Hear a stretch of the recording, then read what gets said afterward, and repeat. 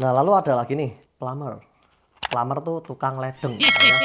Itu loh, yang benerin air tuh loh. Pipa-pipa tuh loh, perpipaan. Mungkin profesi ini tuh di Indonesia tuh kayak simpel banget, plumber. Tapi di sini tuh profesi ini tuh dihargain. Bahkan kalian bisa apply PR tuh.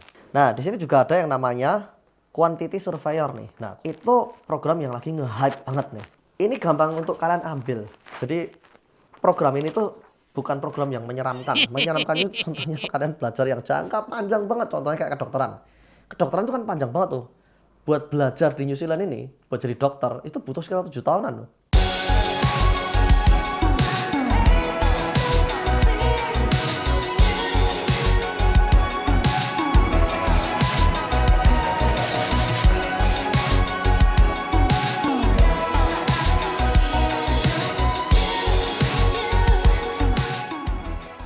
Oke, sekarang kita ngomongin poin-poinnya nih. Green list roles ini, itu kan nggak semuanya straight to residence tuh. Cuman yang jelas, yang di green list roles ini tuh punya pathway to residence semua tuh. Jadi kalian kalau misal mempelajari yang di green list role ini, itu nggak ada yang salah. Jadi kalau misal kalian nggak dapat akses untuk straight to residence, kalian kerja di New Zealand misal kayak 2-3 tahun gitu, nanti kalian juga bisa apply lewat jalur SMC juga tuh, Skilled Migrant Category ya. Itu ngumpulin poin, nanti kalau poin kalian udah cukup, kalian bisa ngajukan yang namanya expression of interest tuh. Kalian bakal dapat panggilan dari Immigration New Zealand untuk tindak lanjutnya. Nah, sekarang prinsipnya di dalam green list roles ini nih. Kalau kalian belajar dan lulus jadi bachelor nantinya, itu kalian bakal bisa dapat open work visa tuh 2 bahkan sampai 3 tahun. Open work visa ini mengizinkan kalian untuk bekerja dengan perusahaan apapun di posisi apapun di New Zealand ini. Jadi kalian bebas tuh mau kerja apapun. Cuman kalau misal kalian memang tujuannya untuk apply PR ke New Zealand, ya tetap gua saranin kalian harus ngambil pekerjaan yang sesuai dengan apa yang kalian pelajarin. Karena dengan begitu, itu bakal menjadi nilai plus untuk misal kalian harus apply dari skill migrant category itu. Kalian nggak bisa bawa partner kalian kalau pekerjaan atau jurusannya tuh di luar daripada green list ini. Jadi pastikan ya ambil kerjaan yang ada di green list ini kalau kalian pengen ajak istri atau suami kalian.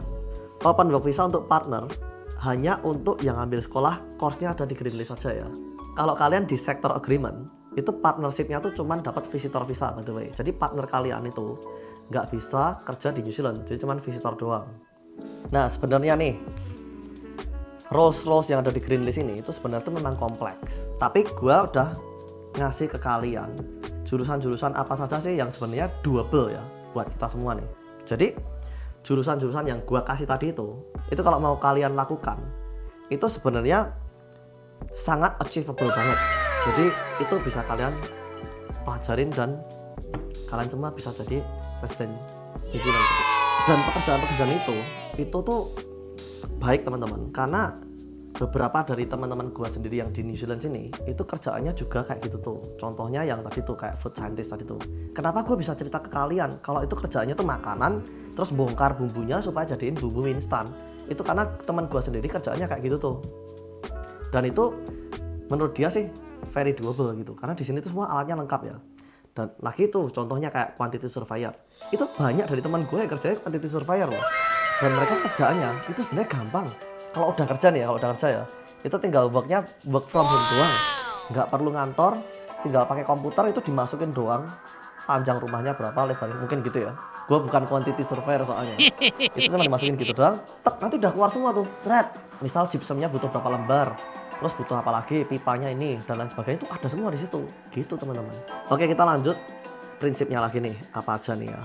Nah kalau kalian memang beneran tuh goalnya untuk apply resident visa, kalian pilih aja sekolah yang kalau udah lulus bisa masuk di green list role ini.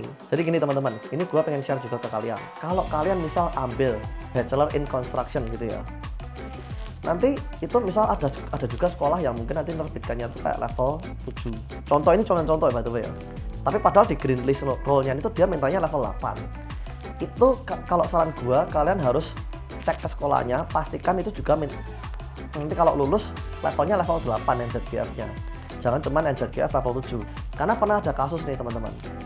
Jadi ada seseorang yang ambil bachelor. Nah, bachelor itu level 7. Padahal untuk persyaratan apply PR-nya tuh bachelor-nya tuh level 8. Nah, alhasil dia nggak bisa apply PR.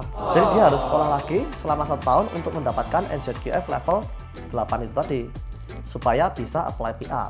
Pathway resident visa itu ada yang direct dan non direct ya. Nah, kalau direct itu ya seperti yang gue bilang tadi itu, jadi straight to residence ya. Kalau non direct itu kalian harus kerja dulu di New Zealand kayak 2 tahun 3 tahun gitu. Nanti setelah kerja di New Zealand kalian bisa mengajukan yang namanya SMC itu, atau Skilled Migrant kategori ya. Itu yang non direct. Tapi yang jelas itu tadi seperti yang gue bilang ya, untuk di green list roles ini semua ada pathway to residence-nya. Nah, sekarang kita ngomongin yang direct dulu ya. Kalian asal dapat job offer aja langsung bisa apply resident visa, dan itu prosesnya 2 bulan aja, jadi cepat ya. Sekarang kita ngomongin yang non direct atau tier 2. Kalau tier 2 ini itu kalian punya job offer, kalian baru bisa apply resident visa ya. Jadi gini teman-teman, ini kan udah gue share ke kalian nih dari green list roles-nya apa aja dan juga prinsip-prinsipnya kayak gimana tuh. Nah, buat teman-teman yang sekarang yang pengen melangkah selanjutnya, teman-teman kan harus nyari sekolahnya kayak apa tuh. Nah, buat kalian yang serius, itu kalian bisa kontak gua di Instagram gua @ndjsap.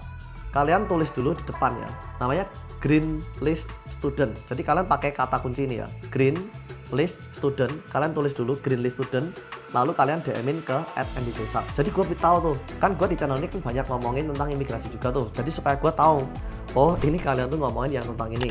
Nah, nanti kalau kalian udah tulis Green List Student itu, gue bakal bisa ngasih kalian rekomendasi nih. Misal kalian mau ambil yang apa, misalnya ambil yang kayak quantity surveyor tadi.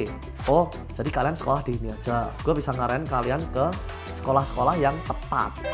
Jadi kalian nggak salah dalam melangkahnya. Karena di channel ini, gue tuh passionate banget untuk nemenin teman-teman kita semua yang ada di Indonesia untuk pengen pindah ke New Zealand. Jadi supaya komunitas Indonesia di New Zealand itu makin banyak gitu teman-teman. Jadi teman-teman jangan ragu untuk kontak gue ke Instagram gue tuh @ndjsap ya, kalau kalian minat dan serius untuk lanjut studi di New Zealand.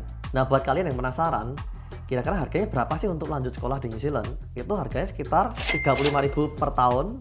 Lalu untuk syarat bikin student visanya, kalian harus dapat dulu yang namanya offer of placement-nya. Nah, ini tuh kayak job offer teman-teman, cuman ini tuh surat penerimaan kalau sekolahnya menerima kalian jadi muridnya gitu. Nah, nunjukin putaran uang berapa? Kalian harus bisa nunjukin uang minimum 20.000 New Zealand dollar per person ya. Oke teman-teman, jadi seperti itulah kurang lebih untuk prinsipnya dari green list roles ini ya. Jadi gimana tuh menurut kalian? Buat kalian yang punya pertanyaan, kalian bisa tulis di kolom komentar bawah. Untuk pertanyaan kalian yang menarik, akan gue bikinin video khusus buat kalian tuh. Nah, jika kalian suka video ini, jangan lupa klik like, share, dan subscribe. Waktu kalian subscribe, nyalain juga tombol loncengnya, sehingga saat kita upload video terbaru, kalian semua dapat update dan notifikasi dari kita. Thanks for watching guys, God bless you all, bye bye.